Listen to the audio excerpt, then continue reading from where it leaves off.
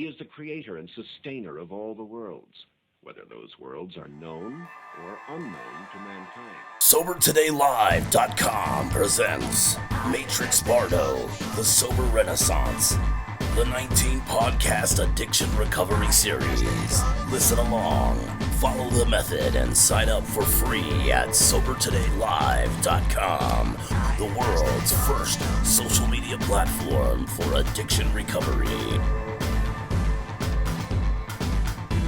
Matrix Bardo Sober Renaissance, introducing you to you.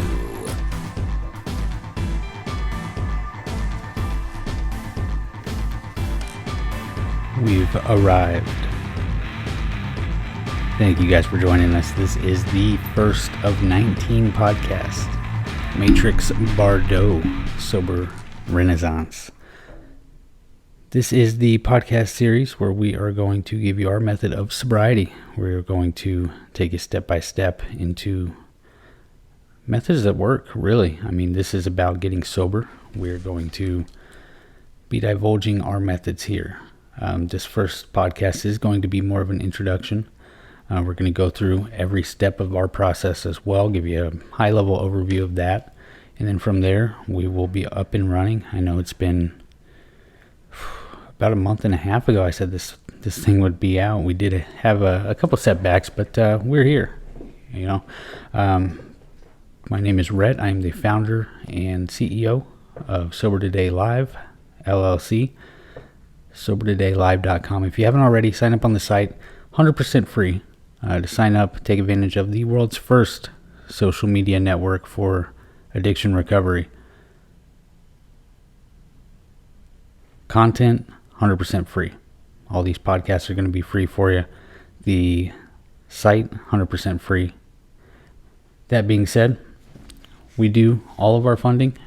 Got to pay the bills. Comes from our products. Addiction, the first supplement designed to support addiction recovery.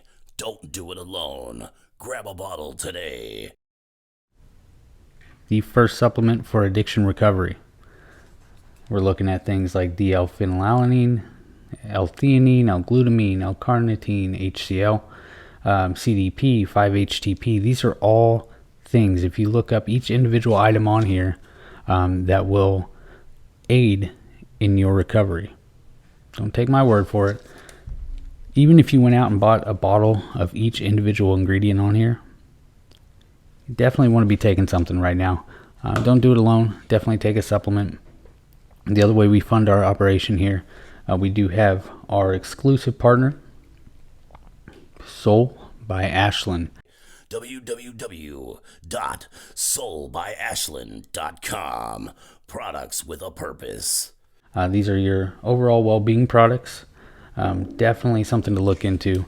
We do have a plethora of products on there for you to take advantage of. And again, that's helping us fund the operation, helping us grow, helping us save more lives. So we do appreciate that. Even if, right now at $9.99 for a decal for the back of your car there, just a logo, boom. Good little reminder for yourself. A, don't drink and drive, but B, stay sober.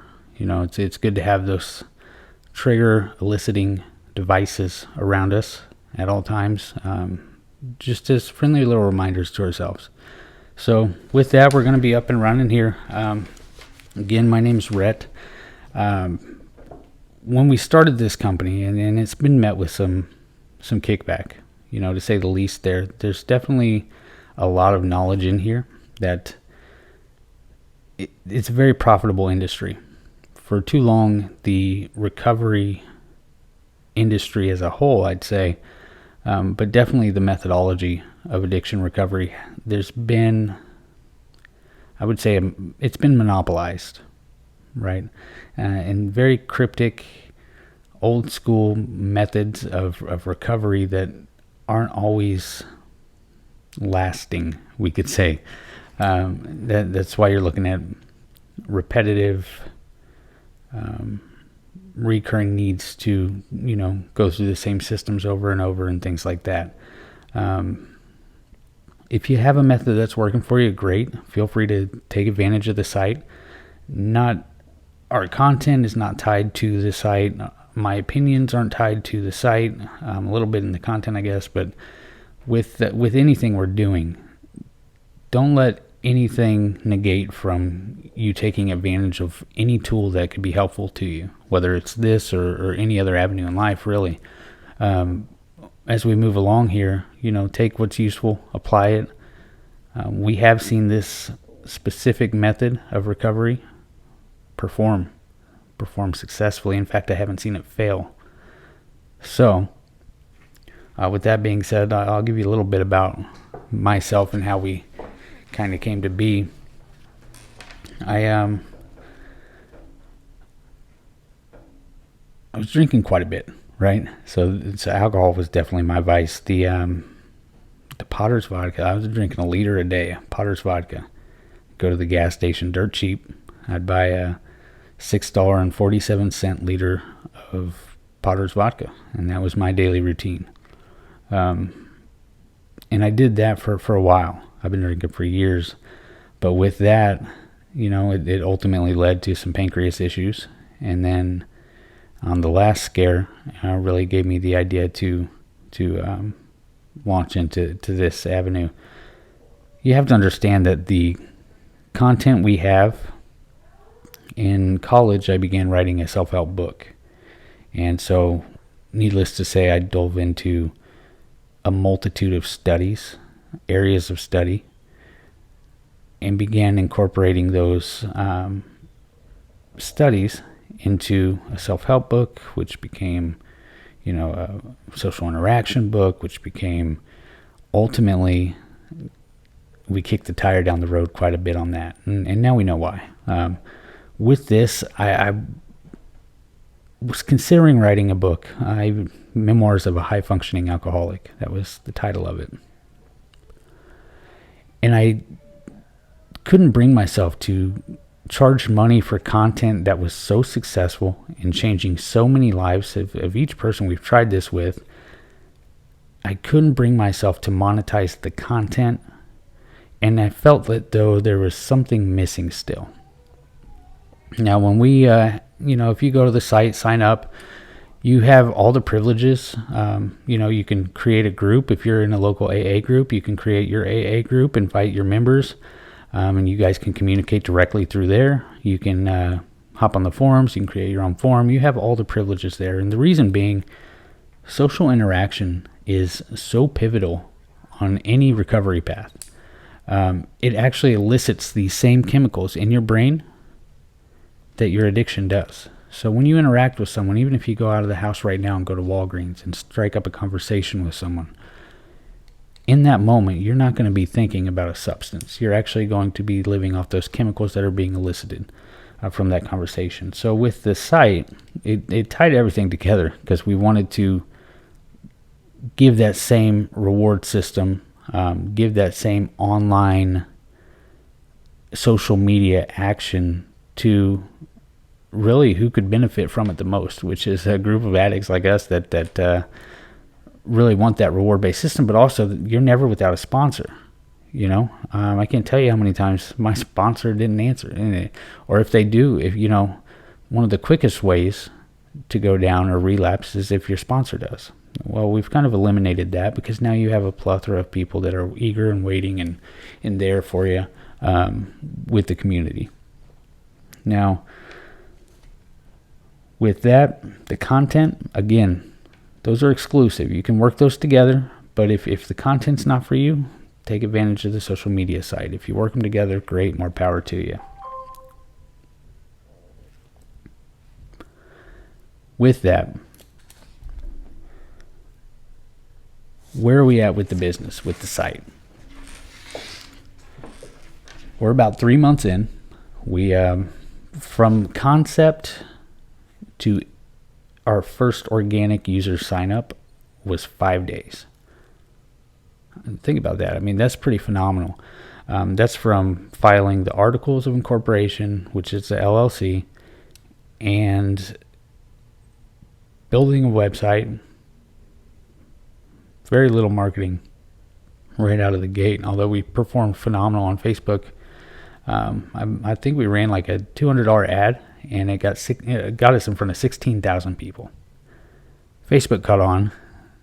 They didn't make as much money off us as they wanted, so needless to say, we got a response from them saying they wanted us to validate our site through a third party that basically tells you whether or not you can allow people to meet in a group to talk about something as sensitive as addiction recovery.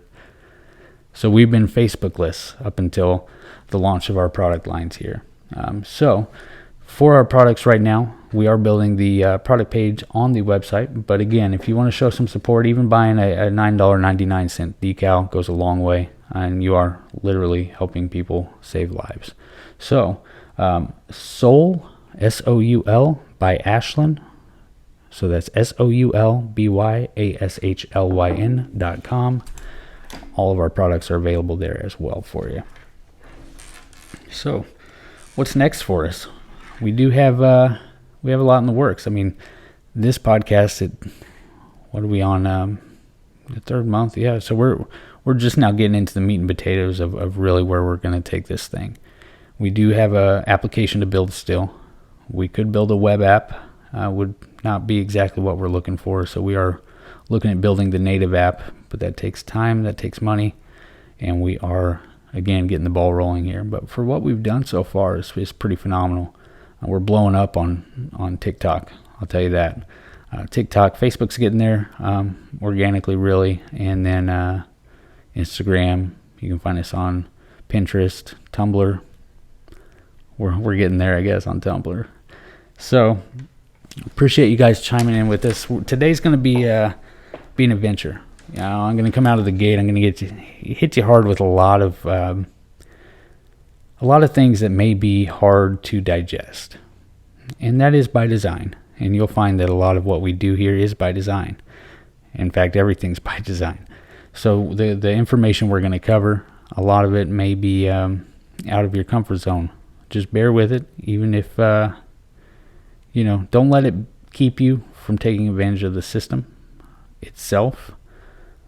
But I do think it's important to touch on the areas of study that the system of which it's derived. Because at the end of the day, I really don't think it matters much which area of study it came from if it's successful.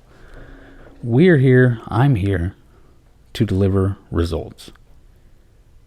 We didn't go cheap on anything.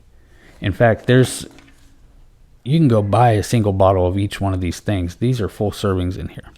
And I'm not just plugging the product. I'm just letting you know, our intent is success and results. And that is going to be derived from delivering you guys quality. So if it comes from a source, let's say the root of the material is from an area of study that you may find uncomfortable, so be it. You can take this as deep as you'd like to take it, and we will take you all the way down. Here's where we studied, here's where it came from, here's why it works, here's how it works. Or you can just do surface level. I'm just going to do the program, I'm going to do the exercises, and it'll work just the same for you. Now, we are on podcast 1 of 19, right? So we have a little ways to go, but I want you to really internalize that right now this is so much bigger than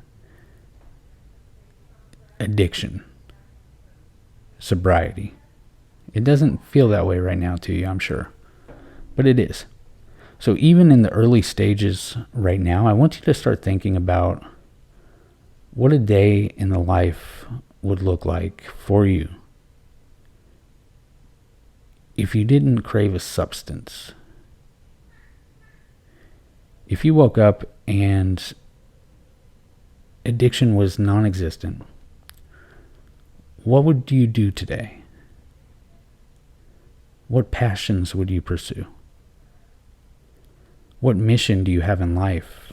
What objective? What are you here to accomplish? What are you here to give back? These are questions that are imperative to start thinking about now. Because by the time we're done, what I don't want is we have everyone sober And then there's a disconnect in where do we go now? Because this is the sobriety, the 19 podcast, Sober Bardo. That's step 1 of like 10. That's our objective. We're clearing the path for you to get all the way down the road. We're going to unearth those passions, those what your objectives are, what you're here to do on earth, what you're here to give, what you're here to provide, what you're here to share. Those are broad scope objectives that we are going to reach. We're going to get this stuff out of the way because frankly this isn't as hard as I think you're probably imagining it to be. And I'll just say it. How do I know that? Because I had a blood alcohol or a blood ammonia level of 400. Necrosis of the pancreas. I was there. The shift in paradigm needs to be derived from addict, get sober. How many days have you been sober at? I couldn't tell you. I don't give a damn. If I counted the days I was sober, each of the days I counted, I would have been letting that substance control me still. I don't celebrate 30 days with a chip.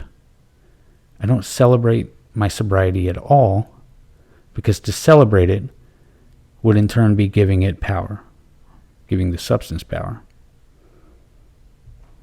We are not here to make it 30 days.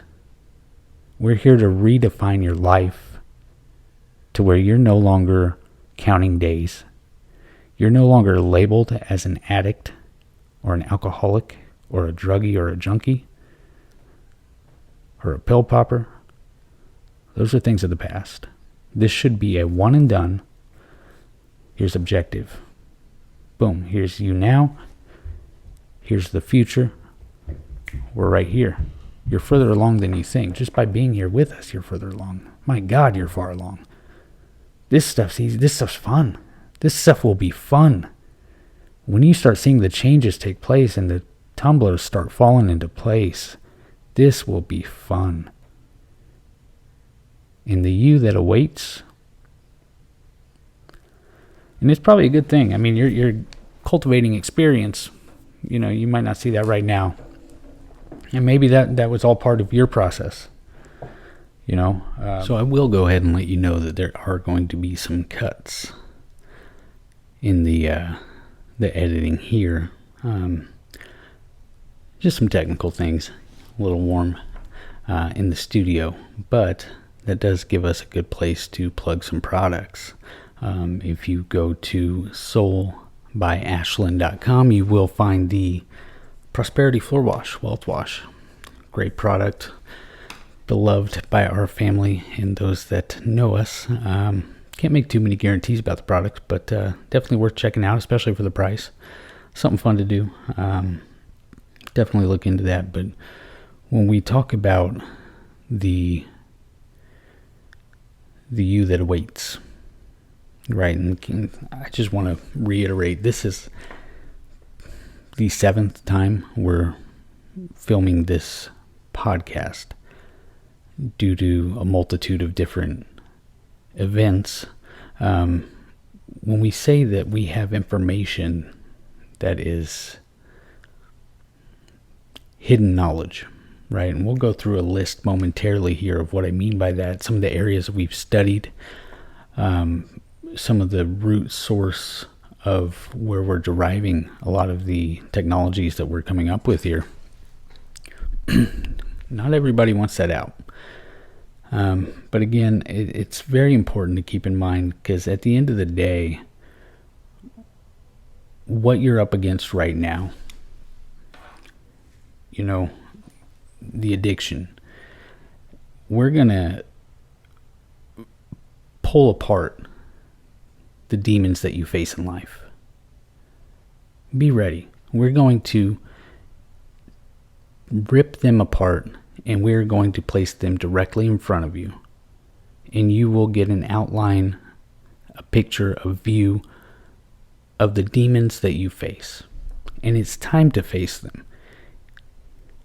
Realistically, what you're looking at, whether it's bills, court, marriage, career,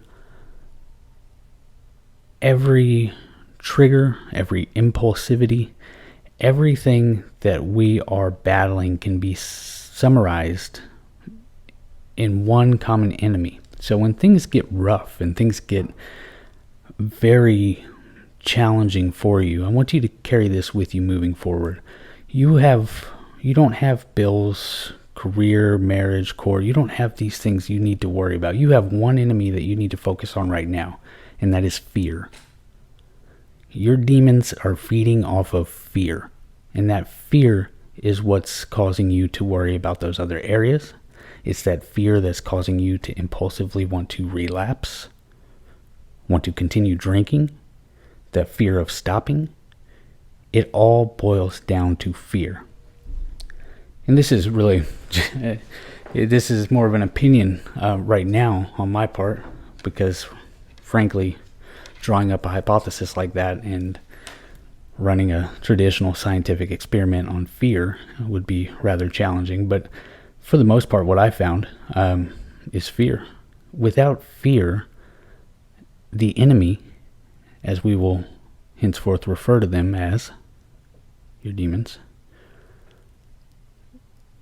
that is their only tool. So the manner in which we're going to combat that: exposure. We're going to expose you to a multitude of areas of study. And again, some may seem uncomfortable. Don't worry about that. We're just exposing you to it. You don't have to dive all the way down the rabbit hole. Exposure. From exposure, we're going to cultivate knowledge. Knowledge on how to handle some of what you're facing. From knowledge, we're going to derive an internal trust in yourself, which is going to then be compounded and strengthened upon successful repetition. Trusting yourself, having that trust prove successful, is going to compound into ultimately faith. Faith, we hear it all the time. You have to have a higher power, a belief in a higher power in order for any sort of recovery method to work. In order to cultivate a strong faith, you first have to trust in yourself. Once you have that faith, it's, I guess you could really combine everything into one and get the origin root of what we're after, and that's love. So without the fear, that should be your only focus. Anytime you're at a challenge, at a crossroads, and things seem to compound as they do, I know I've had panic attacks. I've been there. Everything hits you at once, and before you know it, you're in quicksand. You're in over your head. Remember, it is nothing but fear. Fear is the only obstacle you need to overcome throughout this whole process. Fear. If you can master your fear as it's being instilled, because they will use a multitude of avenues to instill that fear, that's what we're after. So, exposure. The first thing we're going to touch on here is negation. And this is probably the biggest takeaway of today's podcast is negation. So I told you early on, we're going to hit you right out of the gate with a lot to swallow, a lot to take on. And that's going back to the exposure. Let's start with this. What's negation? That is dismissing something as not true, inaccurate, a fallacy, without even giving it second thought, without even considering the possibility of its existence. What may be erroneous or flat out silly to you may be someone else's entire core belief system. And we have been socialized, conditioned to carry a very strong level of negation, to not even consider possibilities that could exist if it's foreign to our way of life. Everything that we provide, we're going to give you, again, surface level. You can just follow the system, or you can take it all the way down, do your own research, dive into it fully. Really your level of comfort. But everything we do, we will give you the source of study, how we derived the technology,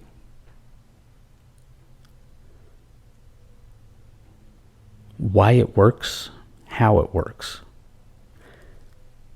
That's very important to me. We are in a society now where the education system in and of itself is very much what's in the book is correct and that is it. Anything else is wrong. Negate the rest. That is not conducive to becoming the person that you're capable of becoming.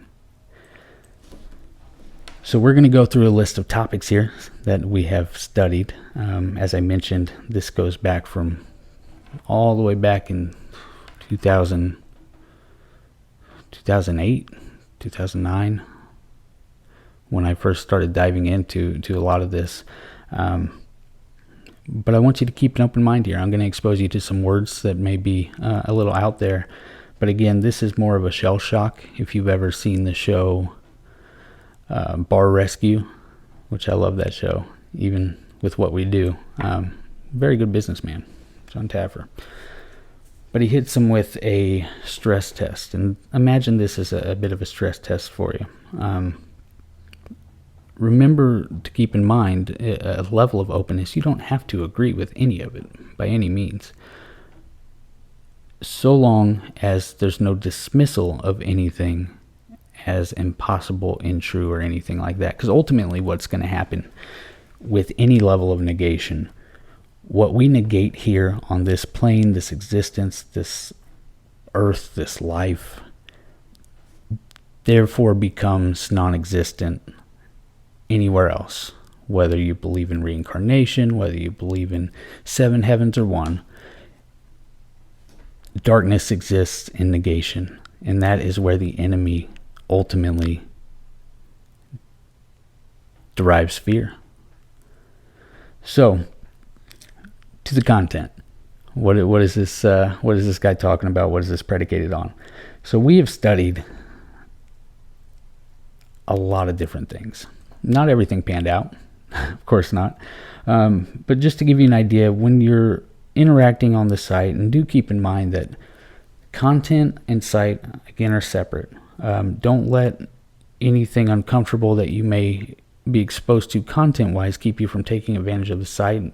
Moreover, if you're going to AA, if you're happy with the method you're using for recovery, still take advantage of the site, because the social interaction tools, leaning on one another, that's always beneficial.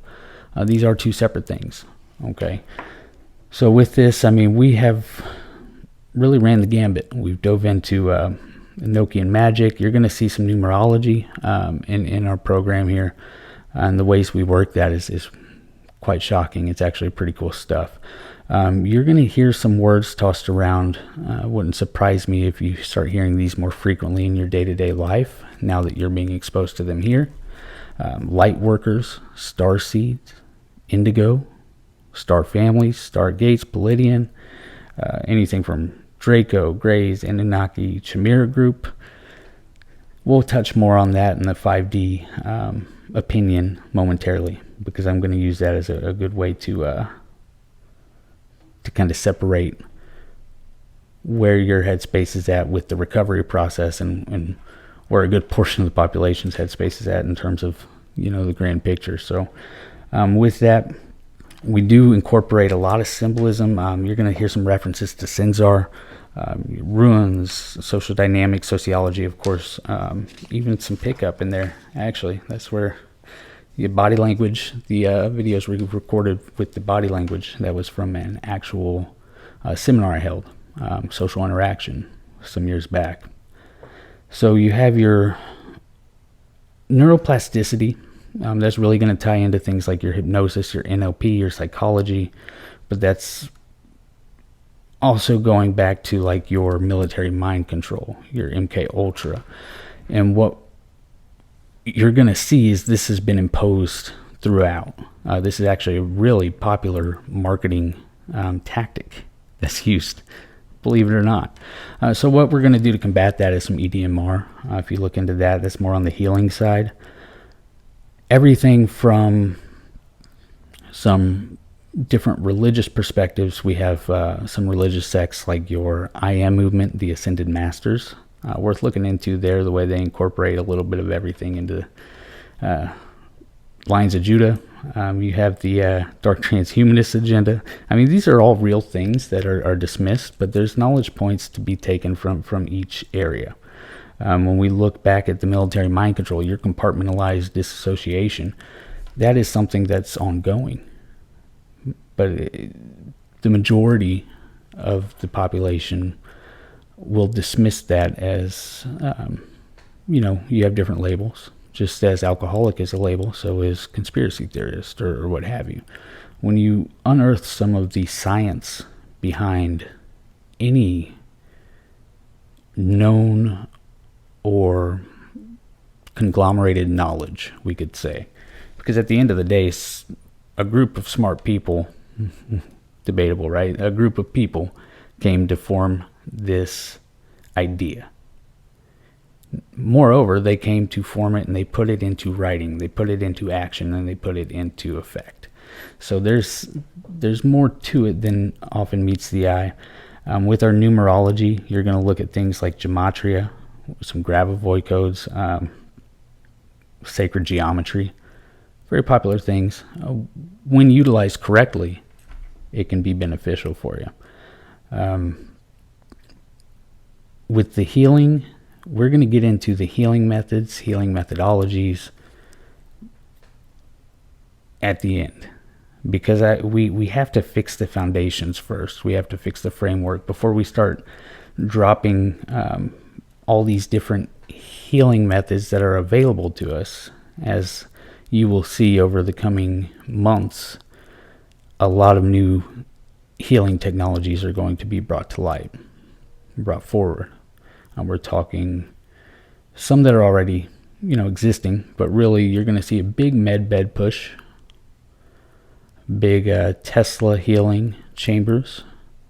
Tachyon chambers are already out there, very few. You have everything from light therapy, frequency healing, brainwave healing.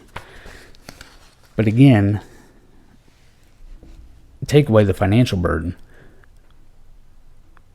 You have to be sound from the ground up. For those healings to really take root, we're pushing that to the end. We will go over that. We will discuss that. But again, that's going to be towards podcast 18 or 19, to be honest with you. So we have everything in study-wise from your traditional areas of study, anthropology, philosophy. We take it into religion, contemporary, Hermeticism, Masons, Kabbalah.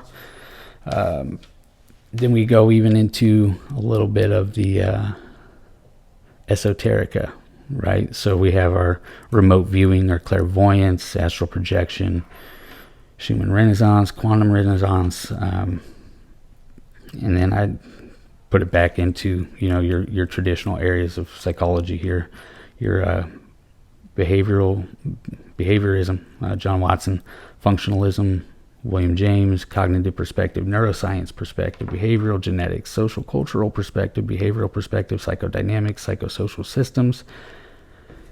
And then I'm back into some crazy stuff with some Enochian Platonizing metaphysics, of course some conjure. I was raised a little bit in Louisiana, so there's going to be some conjure in there.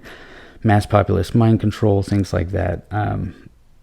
And I did spend a good chunk of time really diving deep into shamanism, which I find to be pretty interesting, as it is a foundational backbone of most of the esoterica we just mentioned. really, when you look at it, just without having the labels are quite as defined.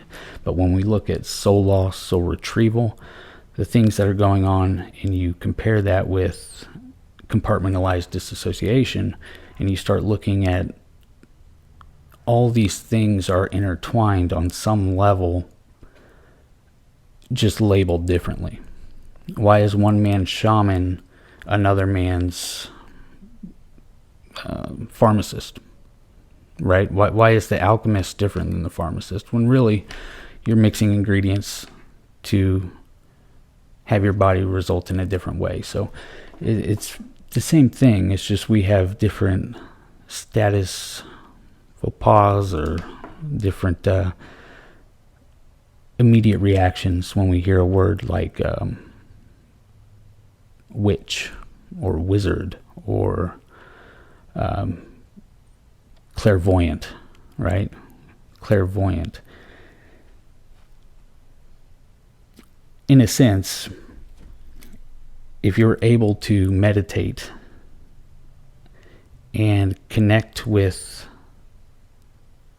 someone remotely, even remote viewing, I would challenge you to think that's not much different than praying, only your focus is on, actually, if you really boiled it down, praying might even be a little bit crazier because you're trying to focus in on someone that's a much more prominent figure, a much bigger, more powerful being than trying to connect with someone that's just passed on or what have you. So when we look at these things, I want you to really try and focus on taking an outside perspective to it. Again, we don't have to dive into those, but when I say that we're going to do some technologies that involve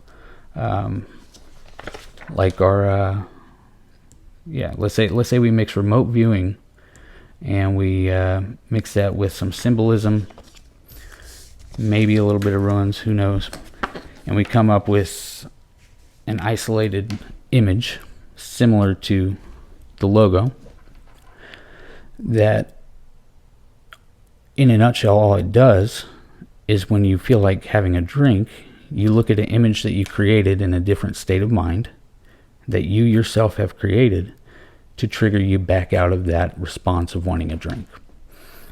So that's kind of, on the surface level, it's going to appear as self-help exercises. However, we're going to tell you exactly what we're doing. So if you decide to take a dive down that rabbit hole, by all means, that's up to you. Ho'oponopono, contract clearing, that's all that is. A state in our union doesn't get a monopoly on Ho'oponopono. Maybe on that because they labeled it, but really it's just clearing contracts. It sounds intensive and it sounds confusing, and it's supposed to right now because we're hitting you with so much information all at once. This is the stress test, right? Very simple. When you see not only the methods we have, but the way in which we deliver them. Very simple. Like I said earlier, this will be fun. You even have your traditional, well, I guess they're more accepted now, but these started out just as wacky as, let's say, remote viewing, auras, crystals, Zen, Tao, Reiki, Kundalini meditation. Those have become trends, but again, it's all perspective on the information. How we apply it, negating any of those is where your fear can creep in, and that's now that you're exposed to some of the areas of study, a little shell shock, a little bit lifted, and again, we're going to go through overview of each and every I guess, not podcast, because some of the podcasts, when you see the system, we're going to go through each and every work through, give you a broad scope overview of that. So, again, the site is a tool. It is a gift from us to you to use. Don't let the site, the method, or even me personally, or anyone at the firm, don't let anything prevent you from taking advantage of the tools that are there to assist you. The site is just a freebie. I mean, take advantage of that. If you can gain from this method, great. If you are already doing something that's successful, fantastic. By all means, take advantage of the site. With that, we do want to, it says conscience ignorance. So with the dismissing of negation. So when you're on the site interacting, because we are very big advocates of freedom of speech. I think that goes with, if you've ever been to a meeting or you know any other addicts, it's really a more unfiltered environment, which is something we thrive in, because there's just not room for it. There's no room for negation or filtering or being offended. We have bigger things to worry about than offending someone, right? We're trying to better our lives to the nth degree. So when we say that, if there's something you don't like, in one ear, out the other, but certainly don't negate someone else's, what may be working for them. If someone is saying, hey, I've been doing Reiki and I've been sober however long, if they're still in the phase of their recovery where they're counting, great. As far as you're concerned, that works for them. Give it a try if you want. If you don't, no big deal. But we will go through.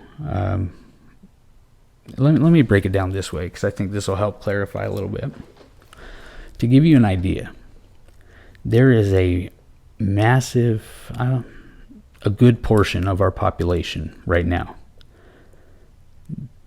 that, honest to God, believes, and I'm just telling you what their belief is. I won't go into my personal belief on this. But there is a wide-held belief that the Earth has undergone a 5-dimensional shift. That our entire planet has shifted to the 5th dimension, is currently coexisting with 3rd dimension Earth, and we are walking side by side with those who didn't make the transition,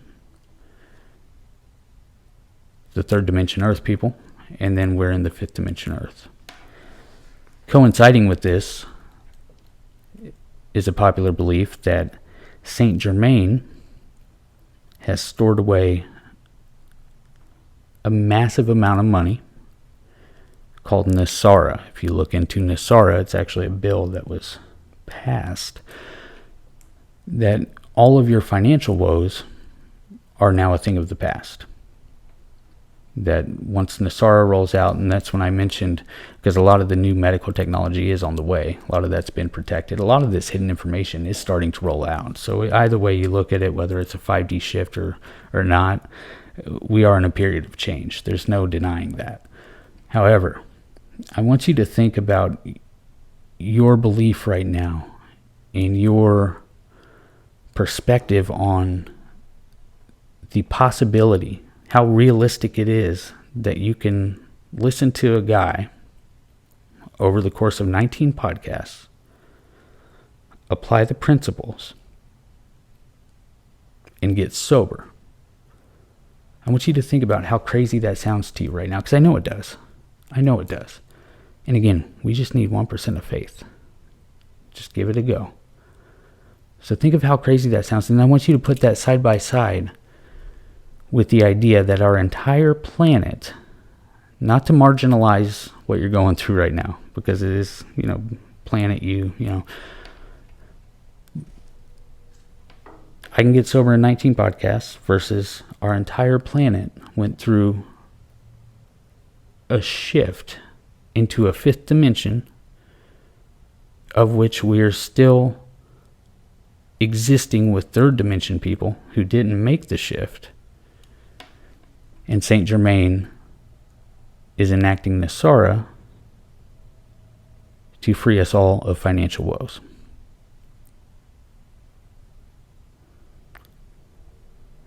Couple things. Number one, no negation, because this is a real belief held by a lot of people. And who's to say it's not true? That's negation. Negation would be, that's crazy, I'm not even listening to it. Versus, oh, that's interesting, I learned something. I learned a lot of things in what I just gave you. I don't believe that, but now I know that there's a group of people that do. Yeah. That's the difference in negation.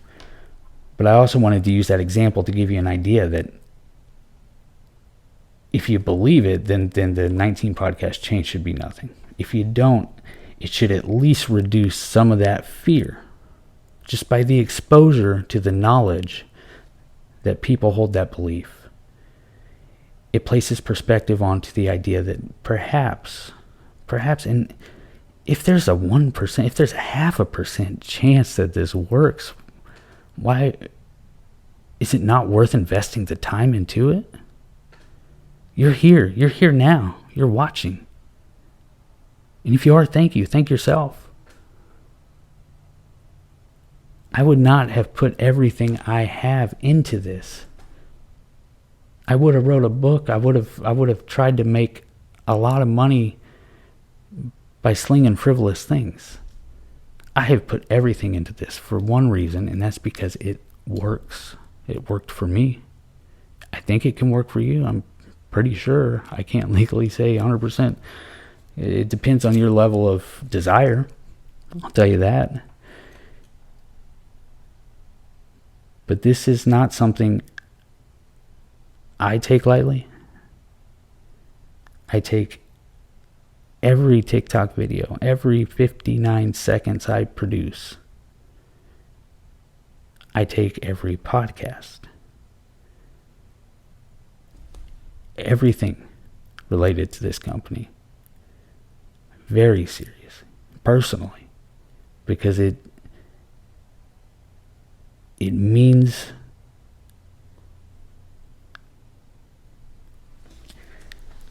it's beyond just saving lives, guys. It's beyond just giving you back something you already had.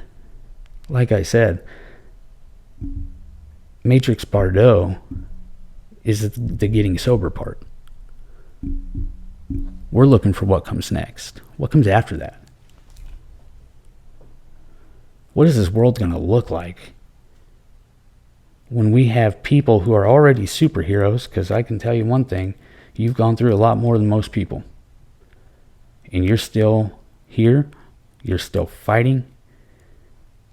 That's why they don't want us free. That's why they don't want a cure for addiction. We're the damn superheroes. And once we are not constrained to a substance, your own sober today life, your own passion, your own gift to society, to the world, hell, even to just your kids, whatever you want to do, it is now not just possible, not even just probable. It's impending. You need to have that tenacity. You need to feel that in your gut. Greatness is on the way. Starts here, 19 podcasts from now. We'll see where we're at. But I think our conversation is going to be a lot different. I really believe that. 5D shift, Nasara.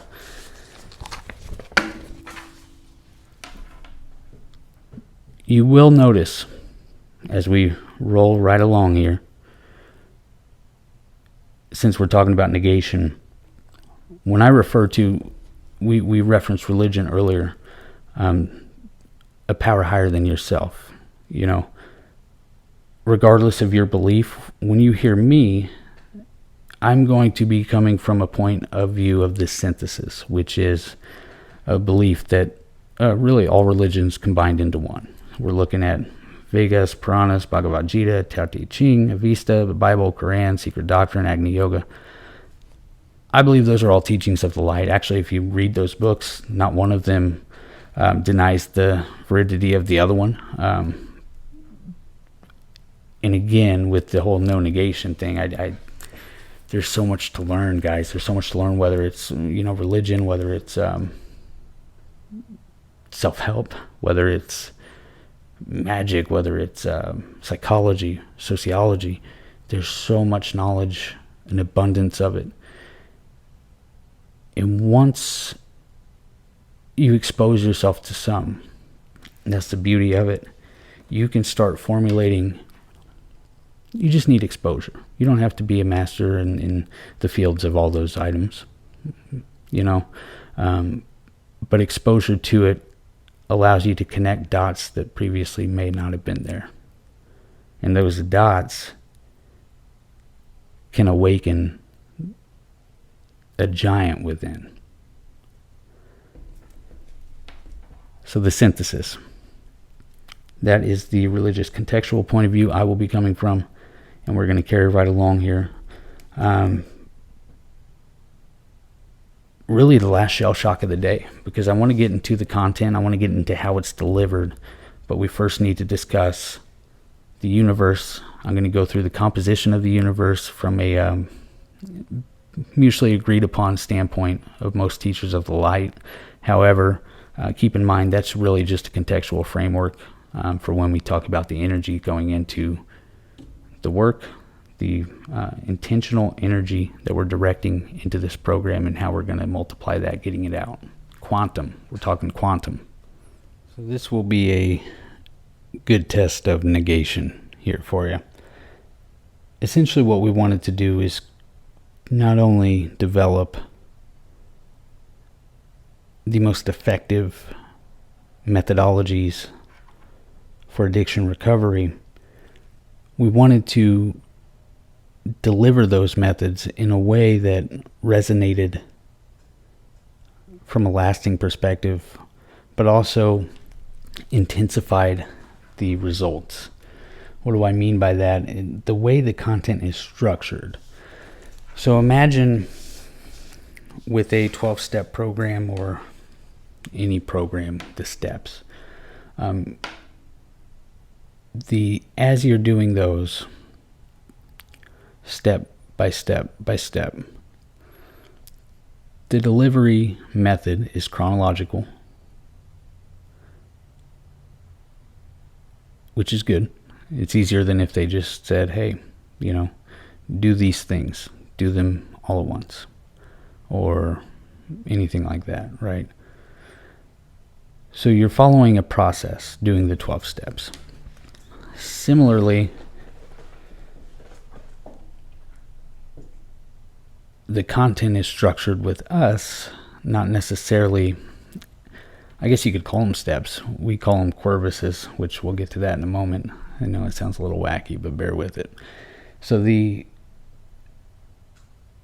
content itself is rooted in energy. One thing you're going to find in the coming days, months, years,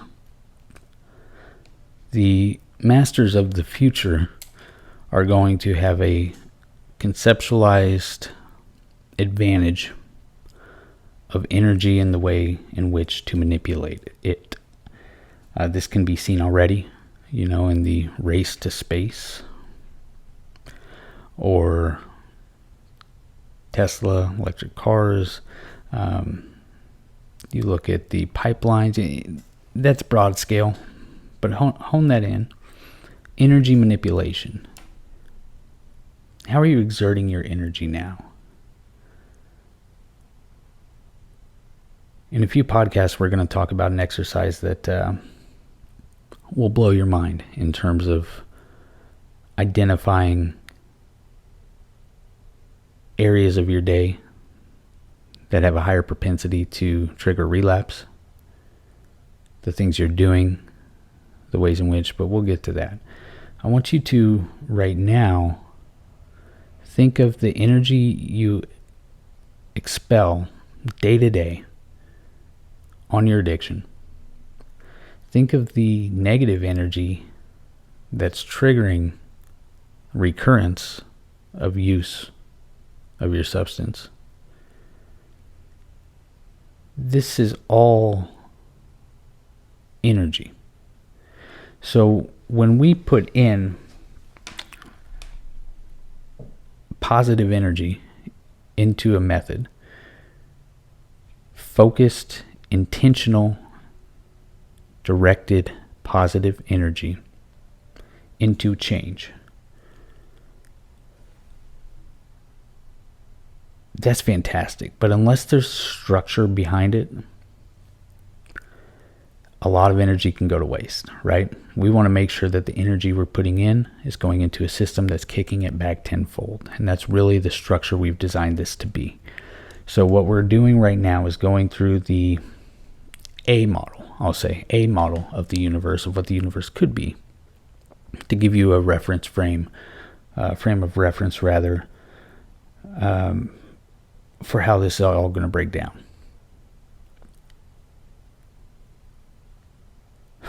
Prapanka. What is prapanka? That is to proliferate. So the application of this method aligns with the process experienced in every soul, mind of every entity and every being. So basically, every person's going to have a structure that supports a successful outcome from the way this information's delivered. How do we know that? Well, we'll get into that. Let's talk about the universe first. And then we're going to talk about the ascension a little bit. Lower mind, supreme mind, the power of the heart. So, universe. Again, stress test. Take this surface level, take it as deep as you'd like. Beliefs are going to vary with our universe. Commonly held belief that there's 12 planes, 7 epochs, or you've heard the 7 heavens. The composite material of the universe is referred to as the materia matrix, so equivalent to Akasha.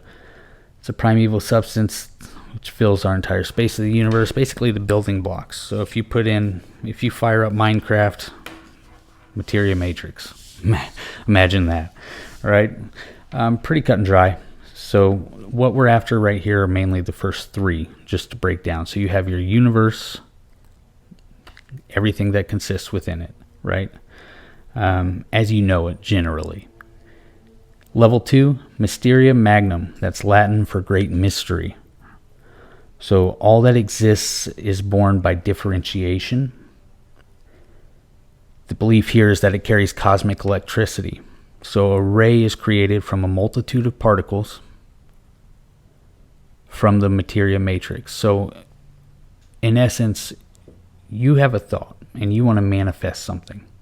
That thought creates a conglomerate of particles which ultimately form a ray from the materia matrix, and that is considered your Mysteria Magnum. Now, I know where you're at right now. You're thinking this guy's crazy, but bear with me, because we talk a lot about manifestation.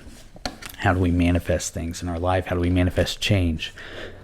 The reason we're doing this is because I want you to have a visual behind our methodologies of manifestation. Whether this is bullshit or not, doesn't matter. We're creating a visual framework for you to reference.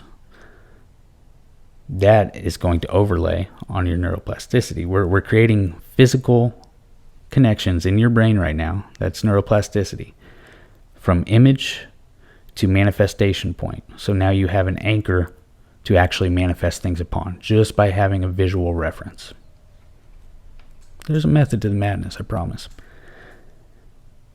Anything can be extracted or created from the materia matrix through the power of thought or will. It's said that this is how people can materialize things. It's said that this is how Jesus, Yeshua, made the fish appear to feed the flock. Next we have materia lucida, Latin for luminous. So this is the third stage that's really prevalent in what we're doing here. That has all the cosmic energies, said to have all the cosmic energies.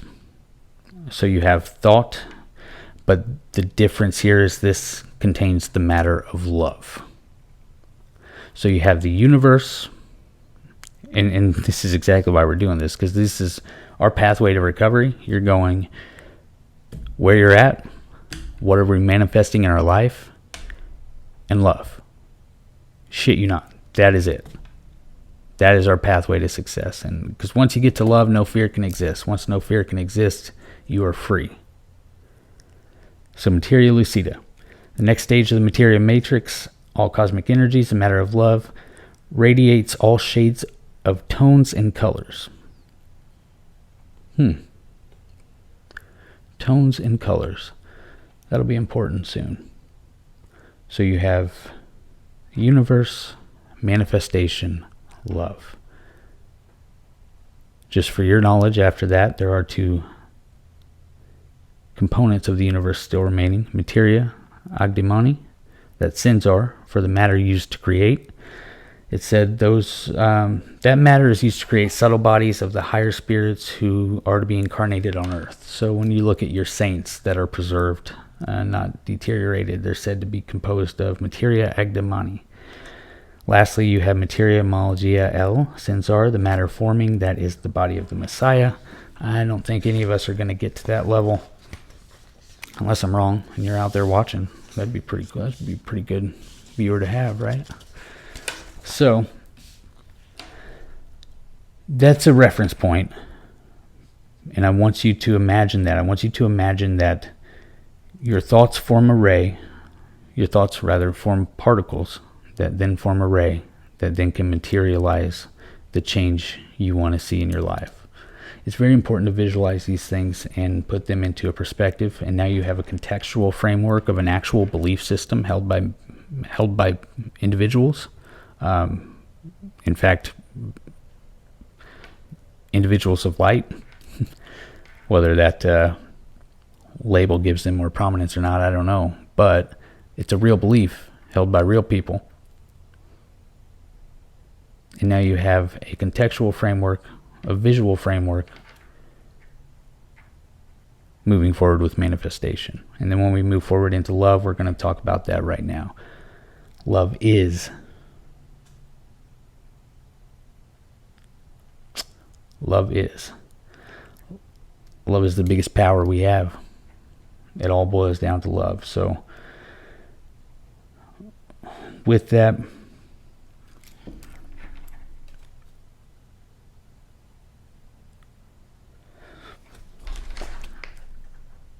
let's see if we want to talk about that yet or not. Because I'm thinking realistically, yeah, we'll talk about love and ascension.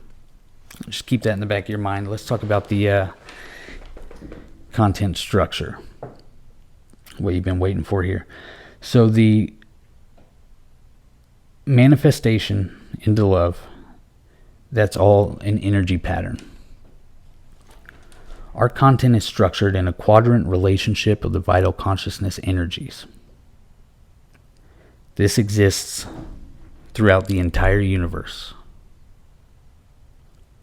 I added recovery into that. Quadrant recovery relationships of the vital consciousness energies. We call them corvices. It's a T-chart, guys. I mean, it's a fancy way of saying, graph T-chart. But this is important because this is the structure omnipresent in the universe, utilized actually by King Solomon. You might recognize that name. Son of King David in the Bible, one of the 48 Hebrew prophets. Lesser Key of Solomon. Real stuff. Real knowledge. Real delivery. So as you're working through some of these, like the cipher, it's going to be as simple as just filling out the boxes, right? A little more to it than that. There'll be a whole podcast on that. Some of the other ones, you're looking at each quadrant having exercises to do. So that's what we're going to walk through with the podcasts moving forward. but it's very important that we talk about the structure of this, because it's not just, okay, we're doing 8 podcasts, here's 8 steps. That's not it at all. The content's actually designed, developed, and delivered, extracted in a manner that creates a quantum effect. Once you start seeing quadrants going to quadrants, and all you're doing is listening to podcasts, working the steps, by the end, you have a quantum recovery method that is working on so many different levels. You have neuroplasticity completely rewritten through this process. It's amazing stuff. So you have 90-degree geometric vital energy channels. That's what they call these. Again, we know it as a T-chart. Why? Why didn't they teach us this in math? I don't know. There's some things that the 1% likes to stay a low number, right? When we talk about hidden knowledge and we talk about things, and we talk about negation, how that's second nature to negate things, this is real stuff. This is a character from the Bible, a character, a person, historical figure. Pretty badass guy too. I highly recommend looking into the Lesser Key of Solomon if you haven't already familiarized yourself with the ins and outs of King Solomon. So you have, in this, he identified spirit conscious energy, densification of cosmic gaseous matter, cosmic liquid, and cosmic solid. That might be going a little deep into the trenches with that one. Recognize this. This elicits compartmentalization in your brain. As you work the quadrants, and as the quadrants start stacking into one another, you have a structure for rewriting your neurological pathways. You have a structure for referencing information. You have a structure for success simply by working these steps in the corpus of which they are placed. So what I want you to do when we talk about manifestation, when we fill out a quadrant, we're going to visualize those particles coming together. As we're writing our creation, we're going to visualize particles. When creation's done, we're going to visualize that beam. When we're done with the corvus, we just manifested something.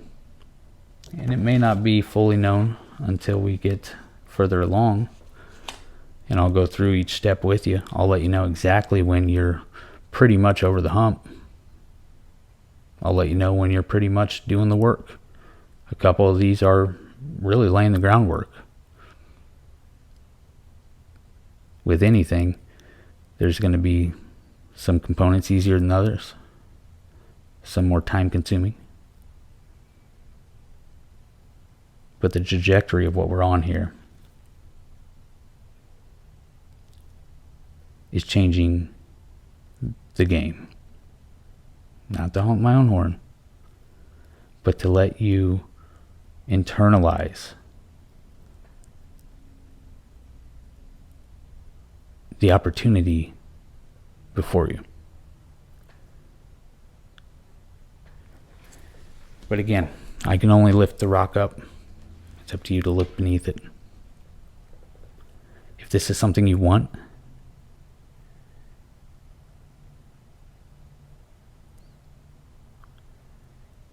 if you've internalized this as something you need,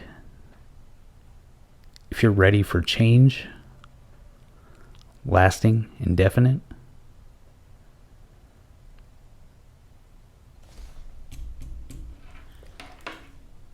"19 podcasts."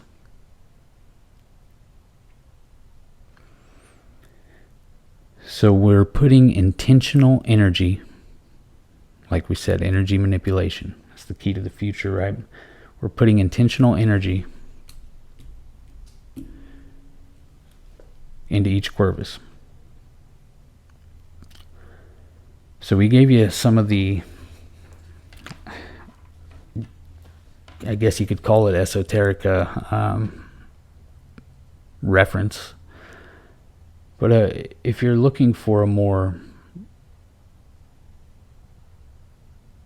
I guess, scholarly framework and a way to reference this, reference it this way. Paul R. Curtis, Philip W. Warren, 4 stages of learning.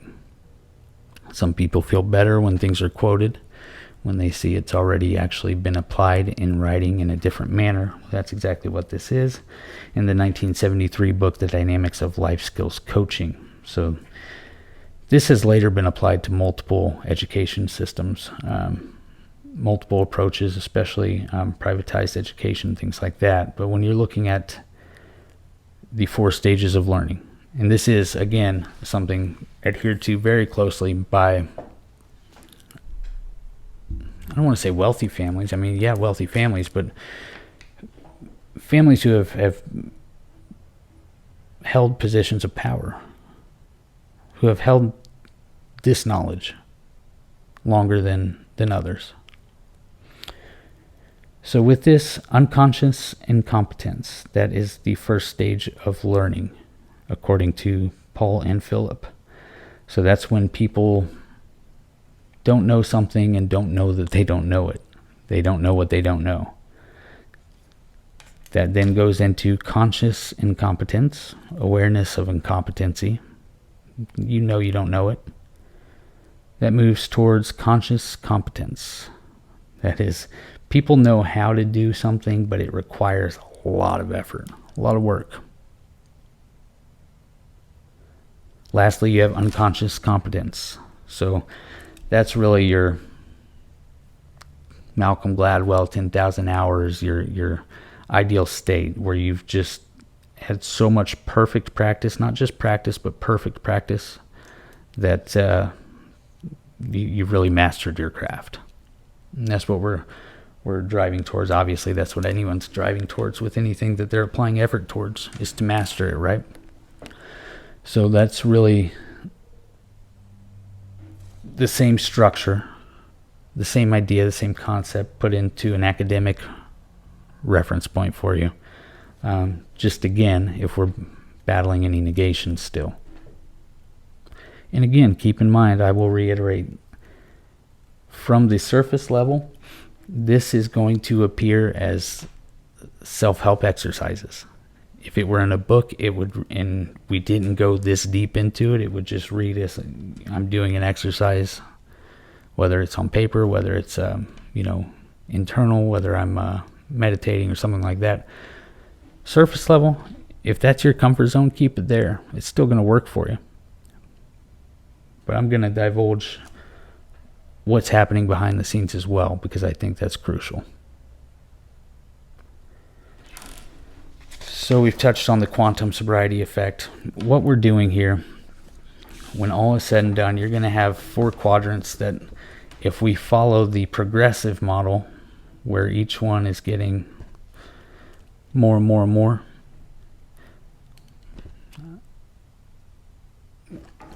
actually, I would say it's still going to have your channels, because you're going to have these top 2 interacting and the bottom 2 interacting. So you have yourself and the ego. That's what we're working on here. Higher self, higher consciousness. That's what we're working on here. Those are going to work. Heart and love. Those are going to work. So that's ultimately, in a nutshell, what we're after. Probably doesn't make the most clear sense right now, because we haven't gone through what's all in here yet. But when we do, it'll be a lot less intimidating. Prior to doing so, we need to discuss love in the heart. This will be the last shell shock to your system, hopefully.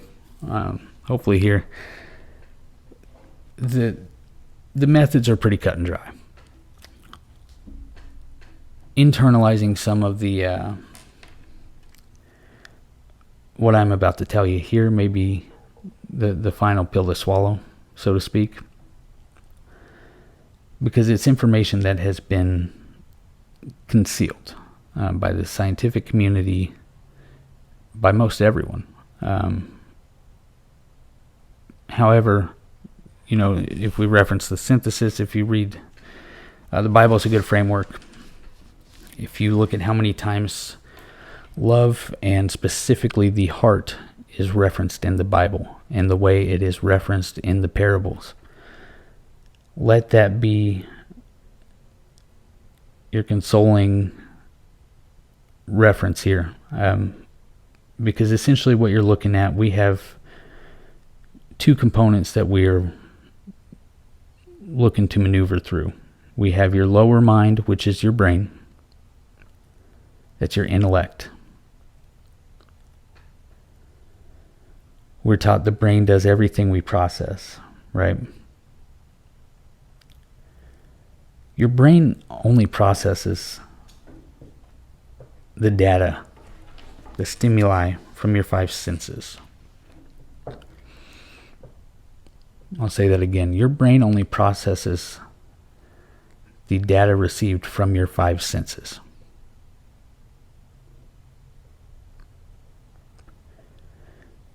Your supreme mind, which has been hidden from you intentionally, that is your heart. That is your higher plane. So imagine with me, if you will, no negation. Just imagine. Just imagine here. And you don't have to adapt this as a belief. But just imagine that your heart is capable of receiving and emitting frequencies, feeling vibrations, sensing colors and sounds. That this is your supreme mind, that is the origin of every intuition, gut feeling, sensation of love that you've ever had has come from your heart, that it is more than just a muscle.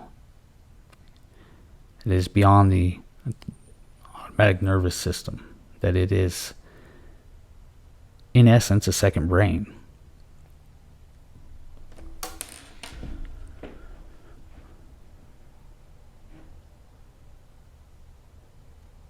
These supreme mind feelings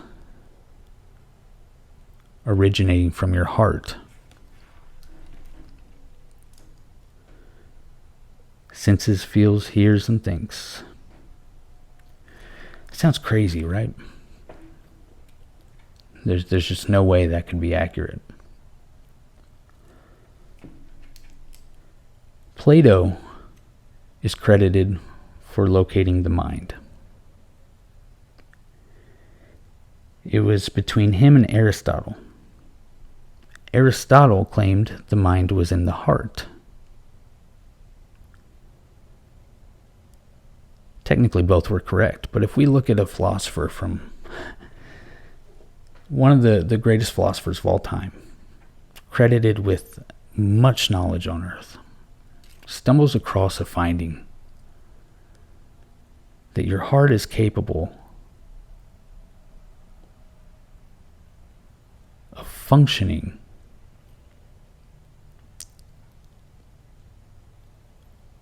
as the mind. What would that mean for existence if this was said to be true? The next time you're in your Bible, I challenge you to think of that when you are reading a parable where they talk about the heart and love.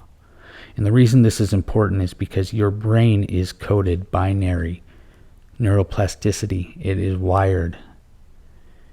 Your heart emits the purest form of love. And that is going to be crucial, whether that's literal or whether that is metaphorical. That is crucial to adapt to your internal framework as a possibility.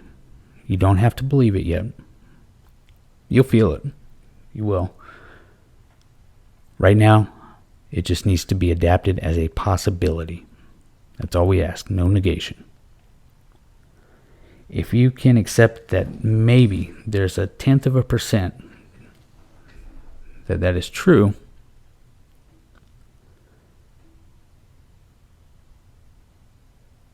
then not only are we about to produce sobriety, we're about to activate the consciousness of your heart, which unlocks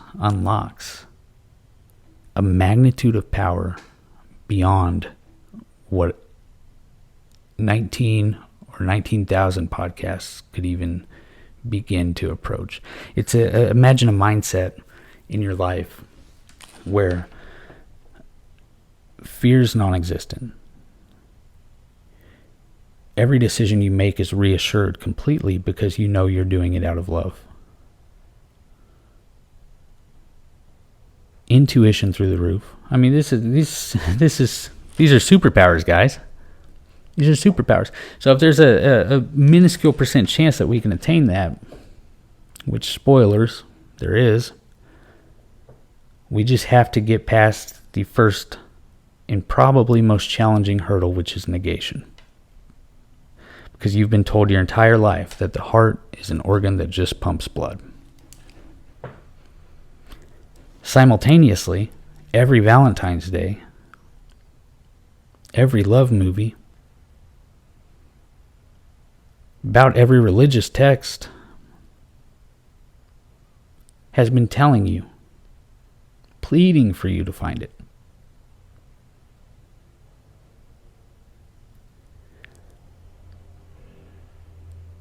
That's what you're up against. You see how small addiction just got there? We're talking about unlocking the power of love within your heart and a different consciousness that will take you and elevate you to a higher plane of existence, a higher plane of functioning day-to-day life. And just like that, addiction ain't shit.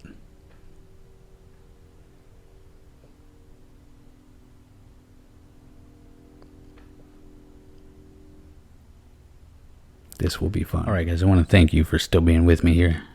We went down a few off-beaten paths, right? But we're about to tie everything together. It's about to get a lot less crazy. That was as out of the comfort zone as it's going to get. And it was important to get that out early. Number one, frame of reference. We now have visual manifestation cues. We now have really honed in on our primary target, which isn't outside stress, which isn't even really addiction, it's fear. We've honed in on the strengths we're hoping to attain through love.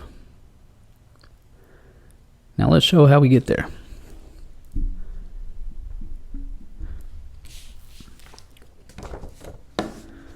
We have 2, 3, 4, 5, 6, 8. Always count because I'm working on possibly a 9th. So we'll say for now 8 Corvuses that we're going to work. 8, just 8, maybe 9.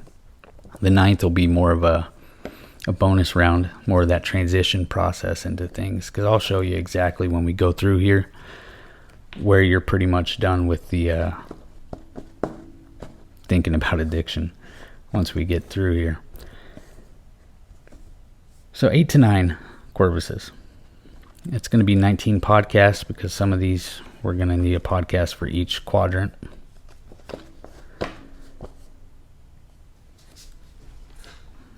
So, the majority of this content will look foreign to you. Not as foreign as probably what we just went through there, but it will still be foreign. We will make it as cut and dry as possible. Work the Corvuses, listen to the podcasts, and interact on the website and in person. Social interaction is pivotal throughout. I'll say that again. Social interaction is pivotal throughout. We developed the website to give you a tool to accomplish that, but nothing is going to replace in-person interaction. I'm talking at the grocery store. I'm talking at the gas station. Make every life that you touch remember that interaction and gain something from it. Leave them with something. Something not just to remember you by, but something to apply in their own life. Whether it's eye contact and a smile that they haven't gotten all day because we live in a world that doesn't do that anymore. Or whether it's a friendly bit of knowledge. Impact is huge, and we'll go through that. That's one of the quadrants here. So first, trust the process, guys. The next podcast will be Corvus number 1, the Cipher. Pretty self-explanatory. We're going to identify not just what the problem is. We know the problem, right?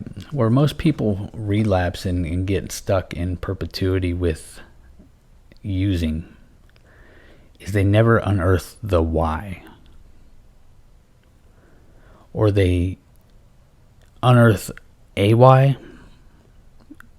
that's very hard to handle, and they stick to it when it, more often than not, is not the real why. So what the cipher is going to do for us, it's going to identify some of the roots of what's going on. It's going to allow us to then extrapolate that, and ultimately we're creating a target set. A target set of what we are going to approach with the remainder of the program, what we can use to reference to create preventative tools for relapse, what we are going to use to unearth the why and resolve the why. That's the next podcast. We'll dive deep into that. But really, I mean, we're just filling out. That's a very simple activity. We can even do that together on the... I'll definitely go through mine with you on the next podcast. Corvus 2, you have the host environment. I've said many a time, addiction cannot exist without a host environment. That is true. However, there's always going to be a host environment. So here's the thing. This is the twofold approach, because we're going to do a couple things. As you can see, you have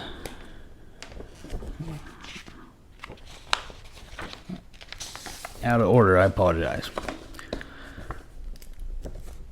You have physical, mental, control, and mobility. This is the composition of your host environment. Physical,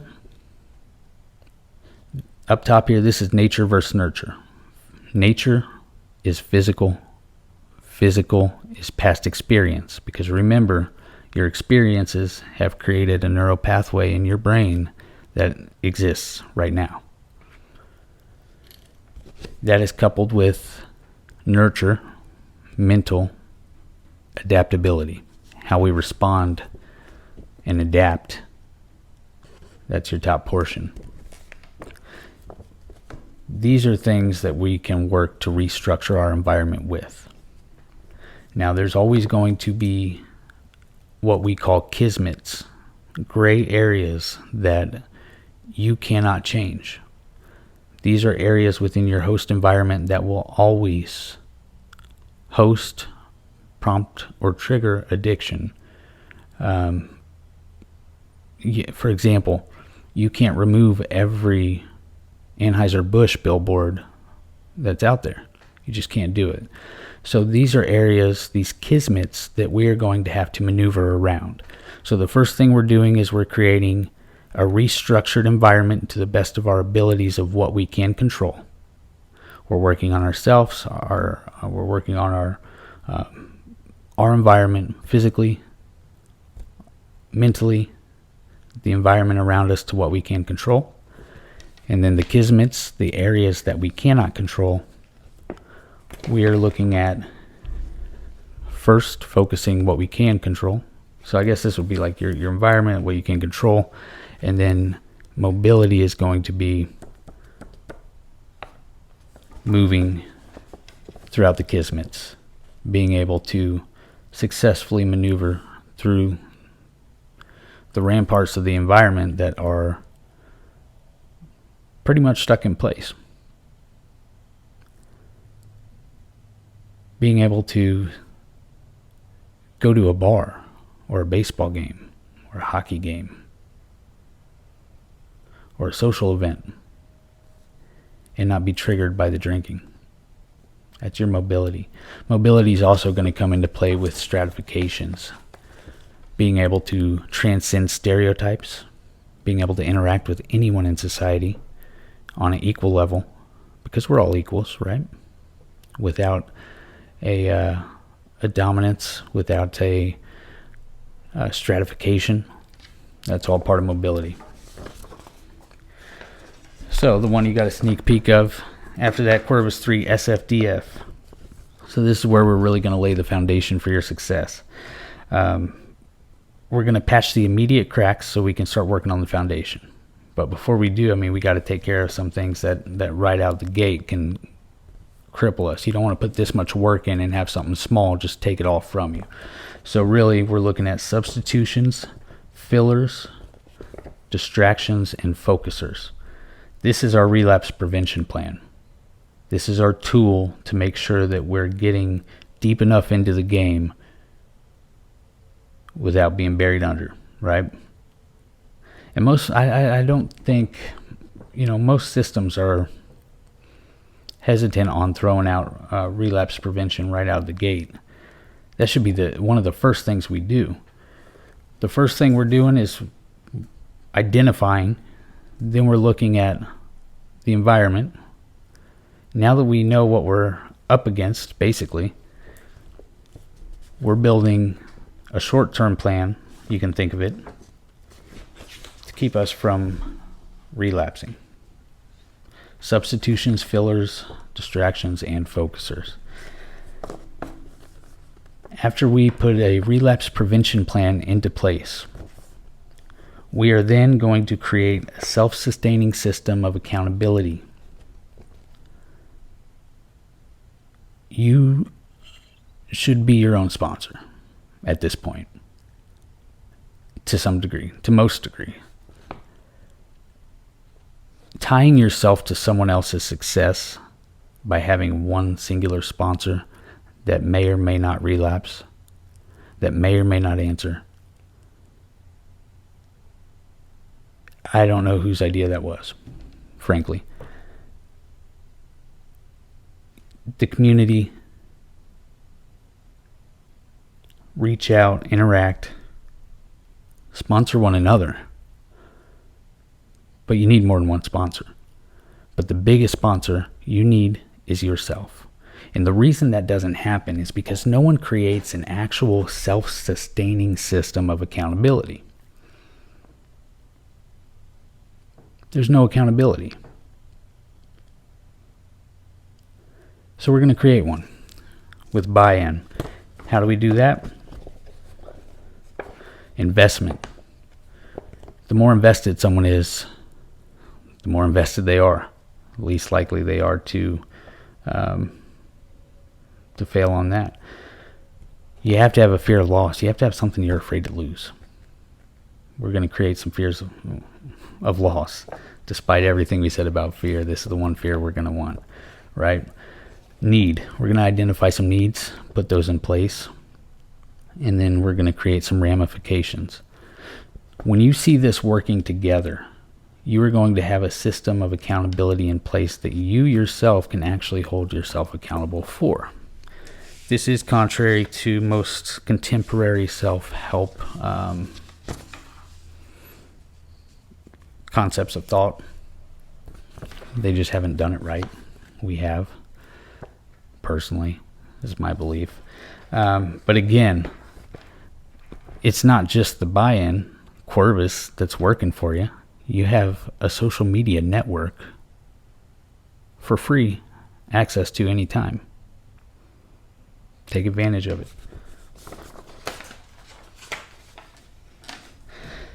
With the buy-in, you're looking at motivations to succeed, consequences to fail. That really defines your accountability.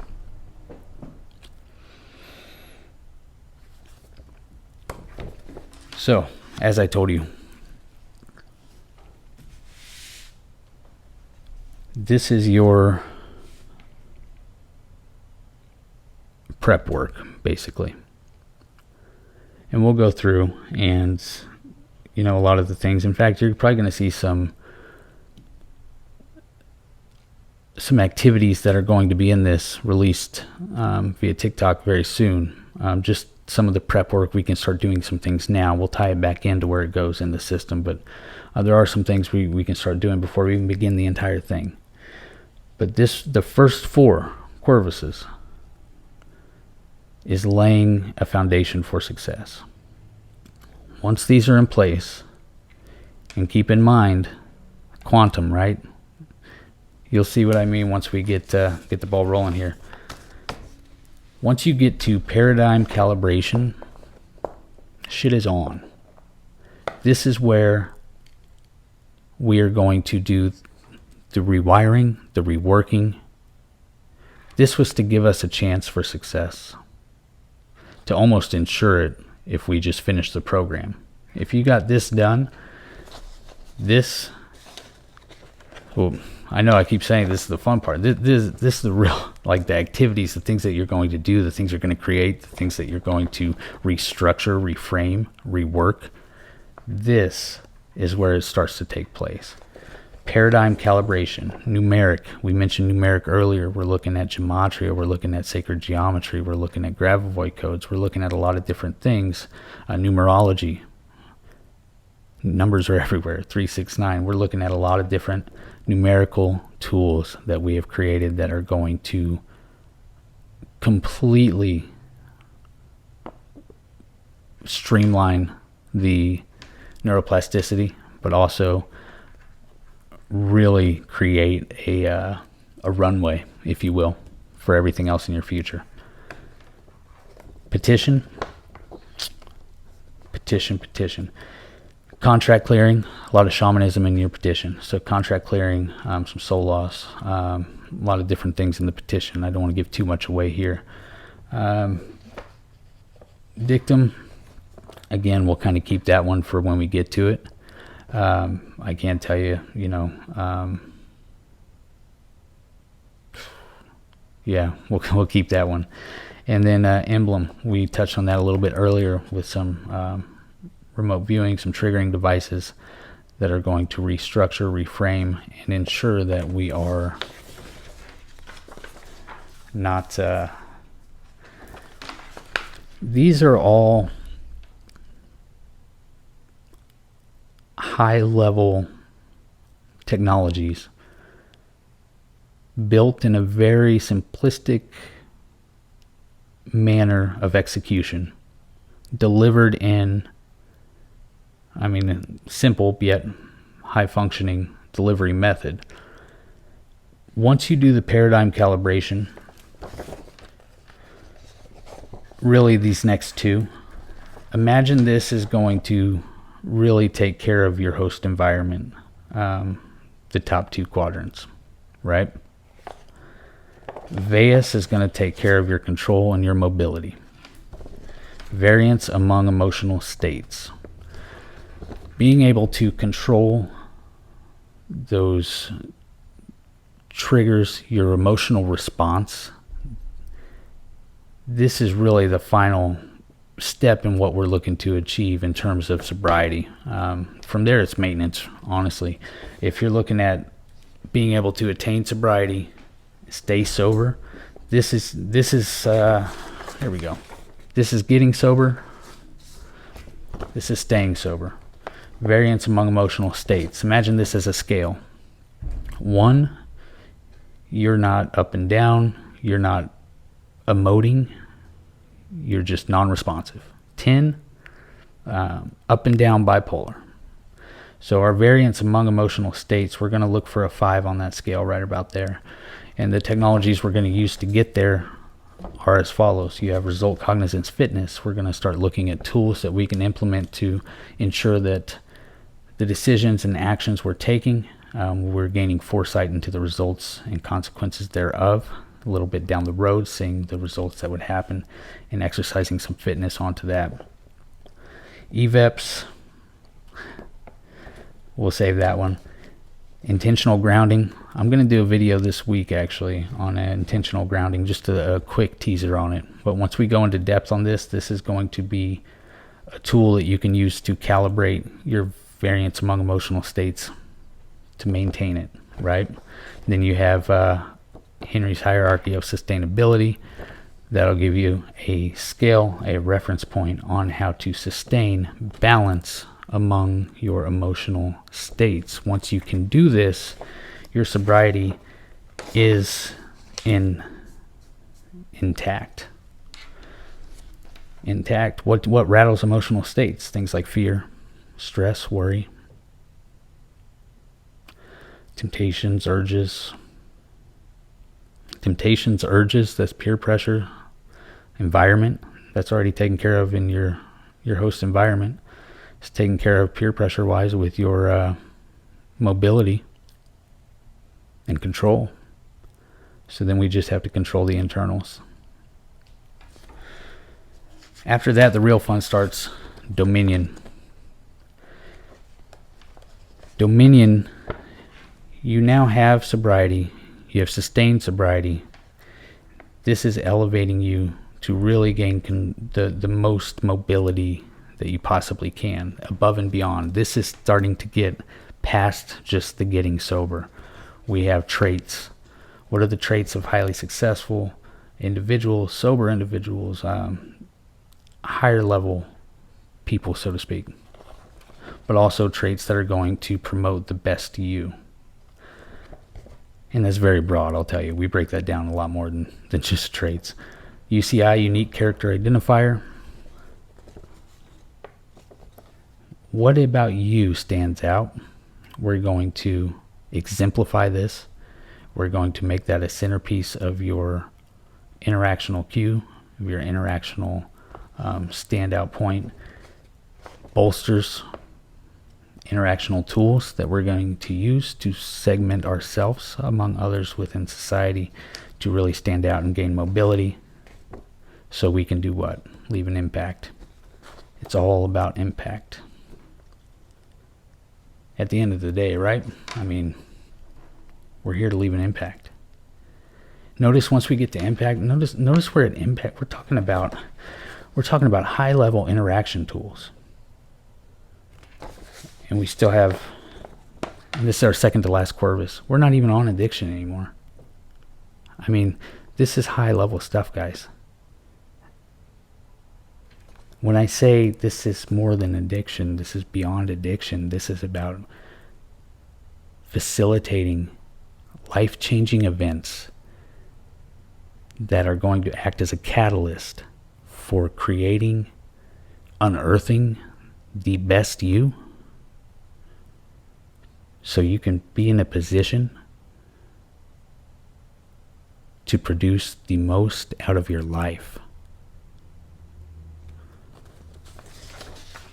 We'll segue that into our last Corvus. Higher plane presence. At this point, the only if you've done these, mastered them, applied them, I should say, because we're always mastering things. At this point, the only cause for relapse would be cockiness. You just get cocky. You've mastered these. You think you can handle it.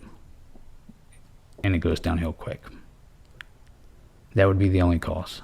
The way the system's designed, right? Triggers taken care of.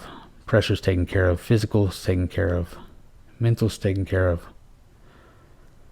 So higher plane presence. This is your au revoir, your segue into what we just discussed. Becoming that person, that next level person. Finding your passions. Unearthing what you're here to do, what you're here to give back. Awakening. Healing, this is where we'll go through. We'll talk about those tachyon chambers, light and frequency healing, med beds, things like that. All those things we touched on earlier in the podcast. Fulfillment.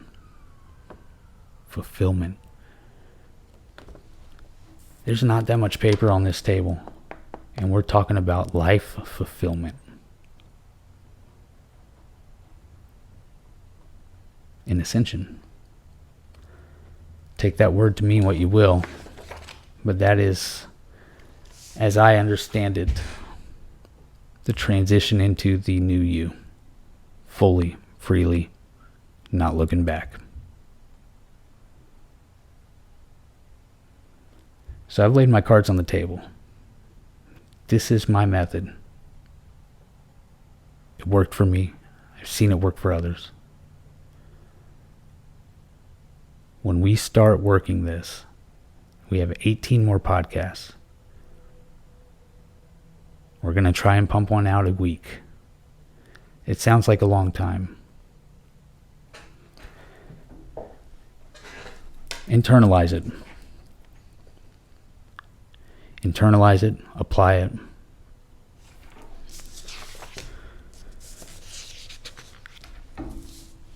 We are growing. We want to grow with you. We can't do it alone. None of us can. This is a culmination of knowledge. I created the dots, I just connected some of them.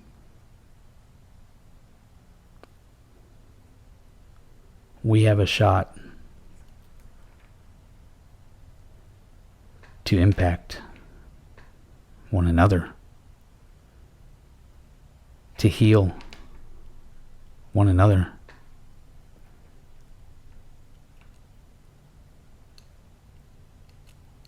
to reach fulfillment amongst each other.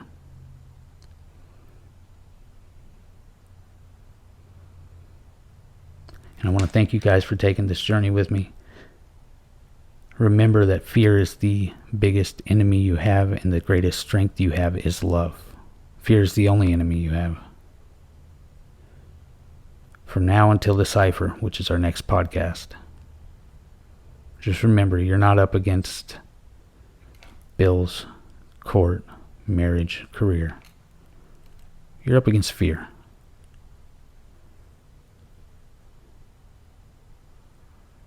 And the way you beat it is with love. And if you need to derive that from a source of power,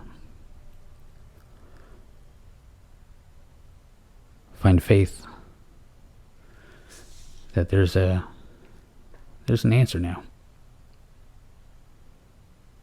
Thank you guys very much for joining Matrix Bardo Sober Renaissance. This is Bardo, the first of 19 podcasts. Please, please, please, I hate to plug the products, but we do have to support the site. We got to keep growing, guys. We got to keep growing. We got to reach more people. There's more people that need help, and they just can't see us. Tell your friends. The biggest thing you can do right now is go to the site, sign up, have your friends sign up, even if it's someone that's not an addict. My wife was pivotal in my recovery. And there's no resources out there for hardly any for the people we love that have stuck by our crazy asses. So have everyone sign up, support the site. Ashlyn, soulbyashlyn.com. Get a candle. Get a transcend candle. Light it when you feel like drinking. I'm telling you, it will blow you away. It will blow you away. And I guess we'll close with this. We are growing. If you have a skill set or another way that you can help the cause, help the movement, help the site, help others get sober, specific talent, if you're good at marketing, if you're good at or just want to help in any way, go on the site, sign up, send me a personal message. I respond. I'm here. We're in this together. But if there's something you want to offer, contribute, or help with, or even just feedback, hop online, send me a message. Let's have a conversation. Let's talk.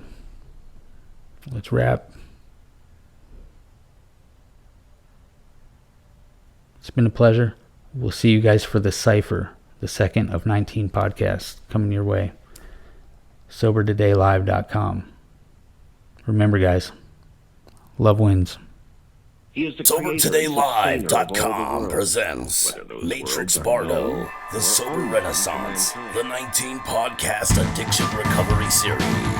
Listen along, follow the method, and sign up for free at SoberTodayLive.com.